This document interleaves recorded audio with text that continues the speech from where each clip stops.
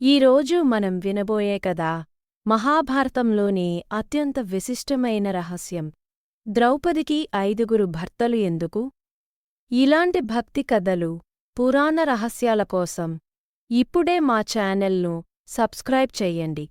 Video నచ్చితే like చెయ్యండి. మీ అభిప్రాయాలను కామెంట్ చెయ్యండి.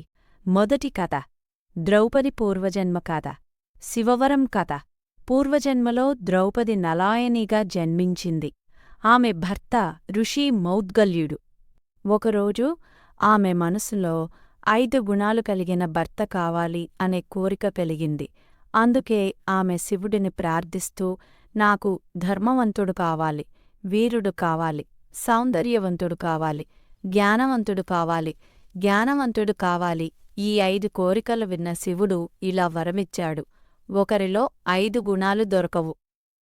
కాబట్టి 5 భర్తలుగా నీకు ఈ వరం ఫలిస్తుంది. అదే వరం ఈ జన్మలో పాండవుల రూపంలో సాకారమయ్యింది. రెండవ కథ, కుంతీ కథ. అర్జునుడు ద్రౌపదిని గెలుచుకొని ఇంద్రప్రస్థానికి తీసుకువచ్చాడు. ఇంట్లోకి వచ్చి, అమ్మా, మేం భిక్ష తీసుకొచ్చాం అన్నాడు. కుంతీ చూడకుండానే చెప్పింది, మీరు తెచ్చింది 5 పంచుకోండి. తల్లి మాట పాండవులకు ధర్మం. ఆ మాటను మార్చలేక ద్రౌపది 5 భార్యగా మారింది. ఇది మాతృవాక్య పరిపాలనకు ఉదాహరణ. మూడవ కథ, ధర్మదేవత నిర్ణయం. ద్రౌపది సాధారణ స్త్రీ కాదు.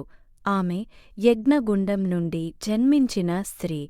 ఆమె జన్మ లక్ష్యం పాండవులకు శక్తి ఇవ్వడం, అధర్మాన్ని నశింపజేయడం. మహాభారత యుద్ధానికి కారణం కావడం 5 పాండవులు 5 ధర్మాలకు ప్రతీకలు.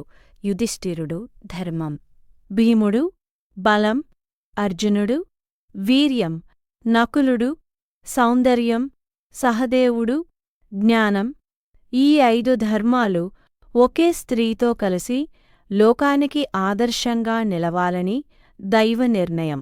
నాలుగవ కథ, శాపం కథ. కొన్ని పురాణాల్లో పూర్వజన్మలో ద్రౌపది ఒక ఋషిని అవమానించిందని, ఆ ఋషి శాపమిచ్చాడని కొన్ని కథనాలు చెబుతాయి. నీ వివాహం అసాధారణంగా జరుగుతుంది. ఆ శాపమే ఈ జన్మలో విశిష్టమైన విధంగా సాకారమైంది. ముగింపు, ఆధ్యాత్మిక సందేశం. ద్రౌపది జీవితం వాంఛ కాదు, ధర్మ పరీక్ష. ఆమె 5 భర్తల భార్య కావడం పాపం కాదు, దైవ సంకల్పం. ద్రౌపది శక్తి, సహనం, ధైర్యానికి ప్రతీక. మీకు ఈ కథ నచ్చితే లైక్ చేయండి. ఇంకా ఇలాంటి పురాణ కథల కోసం మా ఛానల్ను సబ్స్క్రైబ్ చేయండి. మీకు ఏ కథ కావాలో కామెంట్ చేయండి.